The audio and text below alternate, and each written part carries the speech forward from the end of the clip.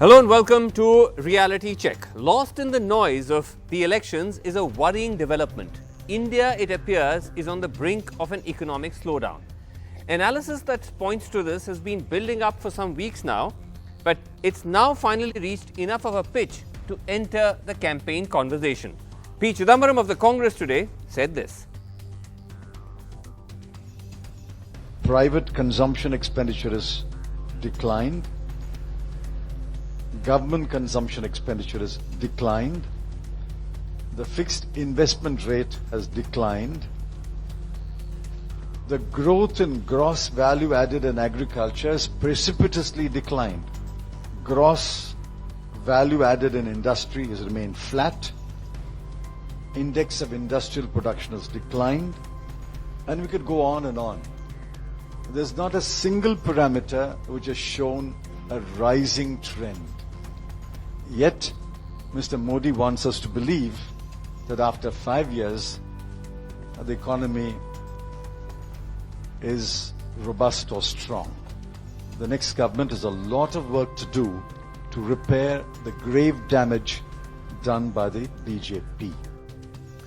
Okay, now political rhetoric aside, the initial analysis does seem to suggest that there is cause for worry, mainly because consumer growth or consumption, which is a big driver of the Indian economy, appears to be slowing down. A number of consumer sectors that were doing well till fairly recently appear to be in trouble in their latest findings. Auto sales, for example, the growth of auto sales has come down from 14% last year to 5% this year, or in the 2018-19 financial year.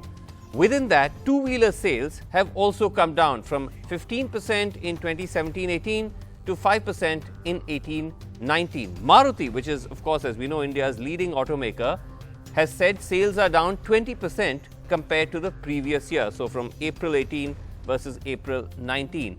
Air travel has only seen a 0.1% growth compared to last year, March to March figures. The slowest increase, we are told, in 6 years. Consumer goods sales, as seen in the case of Hindustan Unilever HUL, which is a consumer giant, growth has fallen 7%, lowest in 6 quarters. And agriculture is also slowing down. In fact, is seen as one of the reasons for the overall slowdown, the growth rate of agriculture dropping in 2018-19 to 2.7%. The Ministry of Finance has acknowledged this, saying that India's economy appears to have slowed down slightly in 2018-19. It says the factors are a declining growth of private consumption, a tepid increase in fixed investment, and muted exports. This is in its monthly economic report of March 2019. Well, I spoke earlier to Ratin Roy, who is the director of the National Institute of Public Finance and Policy and also a member of the Prime Minister's Economic Council, and I began by asking him whether India is indeed headed into a slowdown.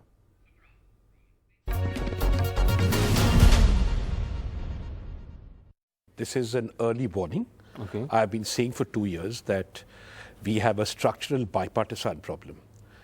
The economy since 1991 has been growing not on the basis of exports. They've come useful at times, right, but on the basis of what the top 100 million of the Indian population want to consume. Right. And so it's what's called a consumption-driven economy, not an export-driven economy like in the Southeast Asian countries. So let's get that out of the way, right? So now the question is, whose consumption? We are not been growing on the basis of what all Indians consume. Right. We have been growing on the basis of what the top 100 million Indians consume. Okay. And they consume cars, two-wheelers, air conditioners, and you would have seen a massive change in relative prices across the last 25 years, across my lifetime in these things. Yeah. An air ticket from Bombay to Delhi, even after Jet Airways collapsed, cost more or less exactly the same as it did in 1991, 4,000, 5,000 rupees. And 100 million is a lot of people. So the private sector was happy, investors were happy, and the economy was growing. So this 100 million was really powering India's growth story as we understood it, according to you. Absolutely. Okay. Now that powering is heading to a plateau, And I feel that what is happening is something that's happened in many countries in the world. India is heading, unless we do something about it in the next 5 years, towards a middle income trap. A middle income trap. Okay, that sounds ominous, but what does it mean? It means that we'll be a middle income country and then our growth will begin to falter unless we're able to increase the sources of demand. It means, in short, we will not be South Korea, we will not be China, we will be Brazil, we will be South Africa. Wow. We will be a middle-income country with large numbers of people in poverty, seeing rising crime. And in the history of the world, countries have avoided the middle-income trap, but no country, once in it, has been able to get out of it. Okay, this is a very apocalyptic scenario that you're outlining. This is something much deeper and much more structural than what most people are reading. Most people are reading this as some kind of temporary hiccup. But you're saying this goes much deeper. Why? Because this 100 million pool, which has been powering the growth of India, has now reached a sort of saturation point. Absolutely. Is that what you're right? Absolutely. And is not extending to the next, let's say, 100 million or the next 200 exactly. million? And the discretionary consumption that this 100 billion do, you can see this if you look at the import numbers. They want to send their kids abroad to study. They want to take holidays in Venice and Rome, and they have the money to do it. Right. They want to do their healthcare in Singapore and not in India. So essentially, there's an abandonment of India at the margin, having got their cars, having got their two-wheelers, having got their air conditioners. The next round of consumption is largely imported. Okay, let me try to break this down without it becoming too technical for the arm viewer. Number one, the obvious question to ask, because we're talking in a kind of election context, you started off by saying this is a bipartisan problem. So you would not blame this on government A or B. You're saying this was a long time coming. So in that sense, it's been coming. No one is to blame or everyone is to blame. Exactly. Exactly. And it's not a question of blame here. The question is that, this has not been recognized because the Indian economy operates essentially in short-term mode. We have annual budgets. There's not been a credible Vision 2030 or a macroeconomic forecast of, where this demand is. But Rathan, I need to still ask you this because you are still a member of the Prime Minister's Economic Advisory Council, that the government rhetoric is, of course, very different, right? They're not saying any of this. They're saying that India is the fastest growing economy in the world. We're doing extremely well. How does that square off with that? Is completely consistent. Your analysis? India is the fastest growing economy in the world, but it's not the fastest growing economy in India's history. Right? So India is the fastest growing economy in the world because China is not the fastest growing economy in the world. Right. And so we are growing at what? 6.1, 6.5, 6.6%. And that's great. But this consumption slowdown is going to put that under threat. Sure, India will grow at 5 to 6%, year on year for the next 5 or 6 years. But a time will come when that will stop. And when consumption demand like this begins to fall, that is the time to go and look at what is structurally fundamentally wrong with the country. I'll tell you what it is. Forget poor and rich. There are 5 things that all Indians consume. A nutritious meal, clothing, housing, health and education. How come these things are not indicators of the economy? How come when the Economic Times reports leading indicators, they're not talking about they stuff only look at ACs, fridges, cars, top scooters. 100 billion stuff. What about everything else? And so basically we have to come up with a way, and we made some progress.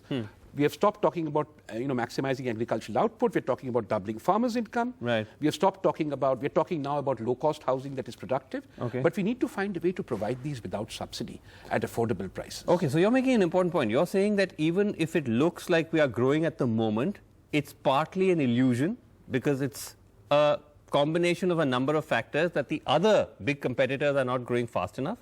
And also this can't sustain. If this slowdown continues, absolutely, then our growth story is in peril. We have, it's not panic stations yet. We have 5 to 10 years, but it is panic stations in this, there's urgency in the sense that to sort out these problems, we will have to start now and we will have to stay the course for 10 years. So trying to sort, when you say start now, how to fix this? I know we could sit here all night, but if you were to try to summarize it, Okay, what let me give you... What are the, so like one, what are the one or I'll two just key take one things? thing up. Textiles. Take my shirt, right? Yeah. This shirt is worth 3,000 rupees. It's Marks and Spencer. It's 95% made in India. Go to Sarojini Nagar, go to Fashion Street in Bombay or Delhi, and try and buy a 400 rupee shirt, ask who made it. 82% of those are made in Bangladesh and Vietnam. Okay. How come we can produce 3,000 rupee shirts and we can't produce 400 rupee shirts for all Indians? So how do we then, so how do we then become, let's say, a big textile powerhouse? So we of got to ask, these countries? we got to ask why it is that we are uncompetitive with Bangladesh and Vietnam, and the answer you'll get is that these shirts are manufactured in South Gujarat and in Tirupur and places like that where wages are much higher than Bangladesh or Vietnam. But why aren't they made in Bihar? Why aren't they made in UP? Why aren't they made in Chhattisgarh? No business wants to go there, is the answer. No business wants to go there, but here's the interesting fact. A large part of the labor that produces these shirts that emigrates under terrible circumstances by long train journeys to places in the south and the west to make these shirts is from UP, Bihar, Bengal, Chhattisgarh, Orissa. So number one, your solution would be that what? That we need to start creating labor-intensive manufacturing hubs. We need to empower the people who already already know how to produce these things from these regions to go back to their regions and produce these things. Okay. There is no capacity problem. There is no training problem here. Number one. Yeah, number one. Number two, understand this is not rocket science. We know how to grow food. We know how to make clothing. We know how to make houses.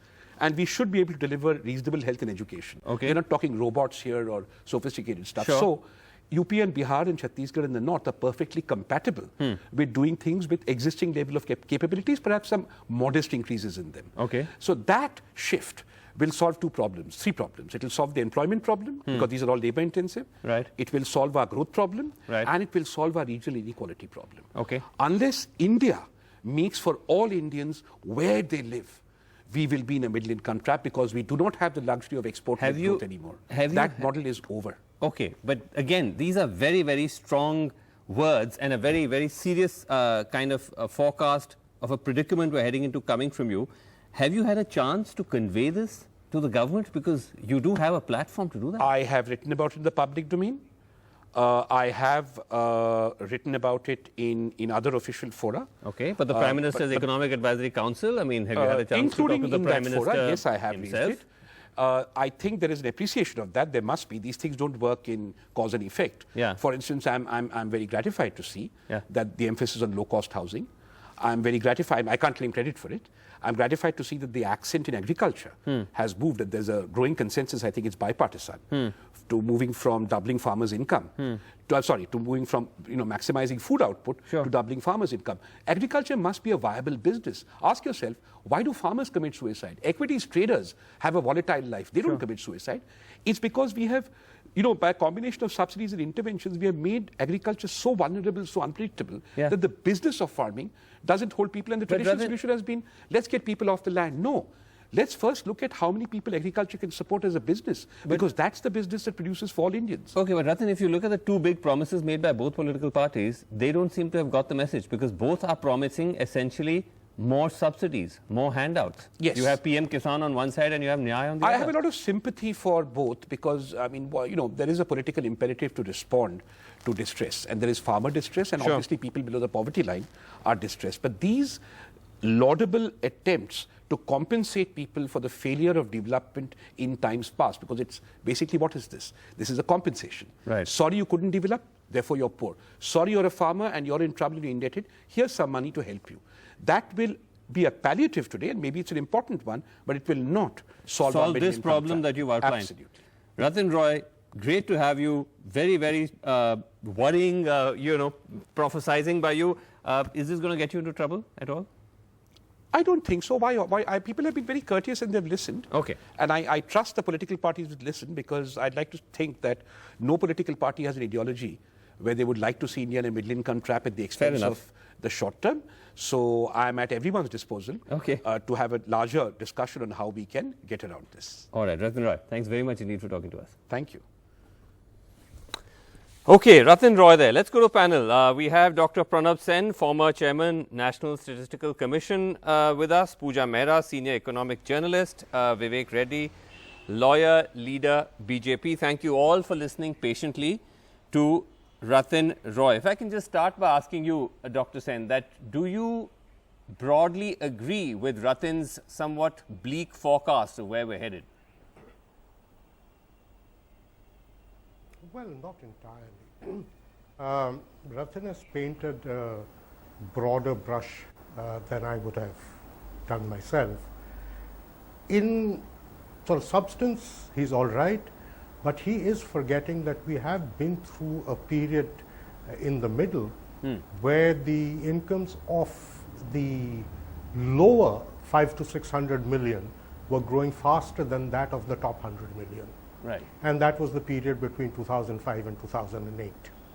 And that was happening because farm prices were increasing much faster than the prices of goods manufacturers or other services.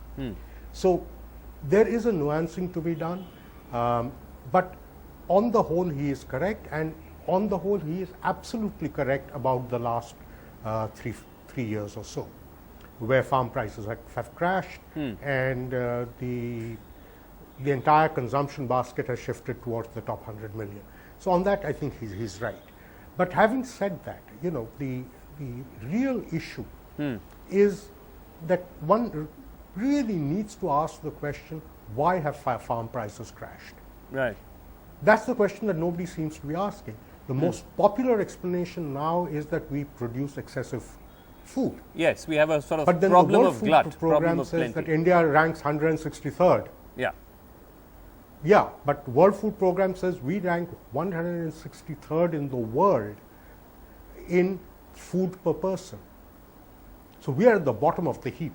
So Indian people are simply not getting enough food, and the problem is that we are not producing enough food, and more importantly, the people who need the food don't have the incomes. Right. So it is, again, it boils down to a question of spreading the growth impetus to the lower structures. Okay. You're right, actually. No one is really focusing so much on farm prices. No one is really talking about it beyond some amount of election rhetoric on raising MSP and so on and so forth. But it's not really a MSP. front and center issue as perhaps it should be. Pooja, what did you think of Ratan's prognosis? And do you think he's going to have his job by tomorrow morning? And I was a bit worried by the end of it. No, I don't think he will lose his job.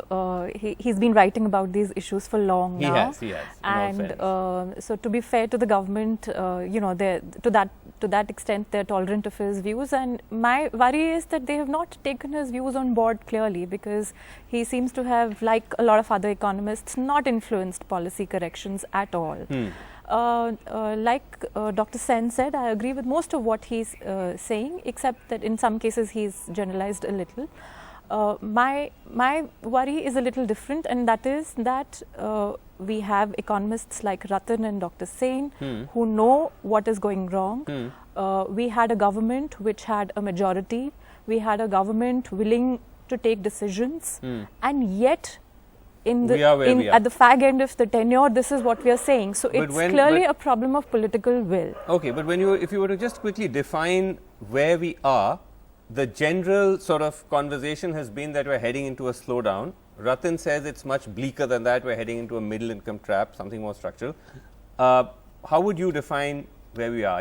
Would you say slowdown, or would you say that it's the immediate slowdown that we are getting into is reflective of the deep problem that he is saying. Okay. In between, you know, we would tend to give a fiscal stimulus and or a monetary policy change and get through small shocks.